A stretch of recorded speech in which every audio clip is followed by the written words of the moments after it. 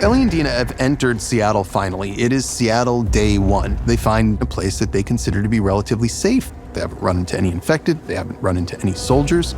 The only people they've encountered have been dead.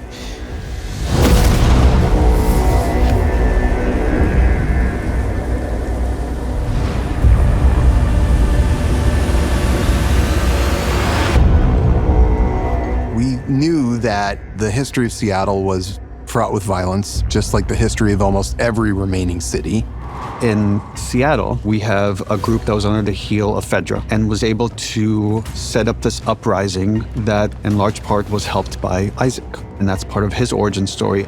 Isaac, who remembers what the world was like before, makes it very clear to these guys that they're assholes. So I got 3 voters against the wall. I caught them red-handed disseminating pamphlets. The citizens, why do you call them voters? Took away their right to vote. Somebody started calling them voters to mock them. The reason these people are miserable is because Fedra has taken away all of their rights. Isaac Dixon, who's leader of the WLF, at the beginning of his story in the show, I wouldn't say that he betrayed Fedra. I think rather it's the opposite. He feels that Fedra has betrayed him in terms of ethics, commitment to citizenry, and so he takes steps to reinvent himself. Maybe at the expense of others.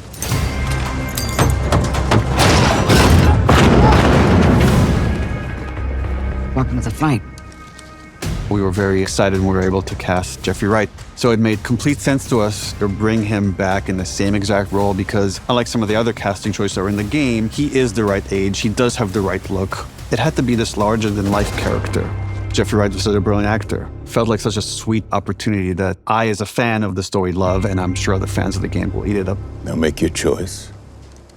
You see him give this kid a chance, but then you see that same person 10 years later, they're like a shell of that person that was once there before. Scar got what he deserved. Fucking animal. And I think you see it also with Isaac. At the very beginning, who he was, where his morals were, and now you join him much later, the WLF are just as bad as Fedra. And I think that's what's really key and what's so clever in Jeffrey's performance is that this is a character that has a lot of power. Where are the Scars attacking next? Hold out your hand. Isaac, for all of his insight, still seems to suffer from the same disease everyone has, which is either infected with cordyceps or tribalism. Isaac is still seeing the world as us and them, and we will see how that disease is the real contagion in the world today. She watches over me. She fills my soul. What I appreciated about that scene was Ryan, the other actor who was chilling, the vulnerability, but also the danger and the mystique that we associate with the Seraphites. And he kind of embodied just beautifully in that scene. You're gonna lose. Are we? Every day a wolf leaves you to become a Seraphite. And none of us ever leave to become a wolf. Isaac sees them as irrational, but he recognizes that they're a threat to his power and they're a force to be reckoned with. You really see Isaac's point of view, basically, and how he sees the world. For me, that's quite terrifying. Fedra got fucked up out here. You think it was the WLF? Fedra gear. Almost looks like they were fighting each other. As they're trying to figure out what to do next, they find a music shop. And in that shop, we learn something about Ellie. This goes back to season 1. You want to learn how to play guitar? That'd be great. We find out that Joel did teach her how to play, and he taught her really well. And Dina arrives and sits down, and this is a moment that is from the game directly. It was optional in the game. It was possible to miss it. But it was such a fan favorite, and we loved it so much, me and Craig, we had to bring it over. Take me on. I'll be gone in a day or two. This really beautiful performance, not just from Bella and how she's playing it and singing it and this like very iconic song from Aha, but really beautiful performance by Izzy. We get to see there's something else going on. She's having such a strong emotional reaction to seeing Ellie play this song. The music shop scene was really special. It was one of those days that just felt really magical and easy. Bella played beautifully. I was serenaded the whole day, like, come on, that's awesome. Also getting to fall in love with the character in such a unique way was really, really cool. I think that's when she knows that she loves Ellie. You've gotten pretty good. Thanks. Just for this moment, they have this shared happiness, and it's a moment like we might live in this world. It's rare in the world that they live in where they have to survive day to day, hour to hour. I'm a massive fan of the game, and so I was so happy to have Take On Me in my episode, because that's like one of my favorite moments. Ellie basically is completely putting their heart on the line, singing the song, and Bella can play guitar, so that was a gift. So Bella learned the song. That made such a massive difference, I think. All those lessons from Joel. He taught you well. He did. Using heightened set pieces for them to explore their love story was a very satisfying way for them to both open their hearts to each other.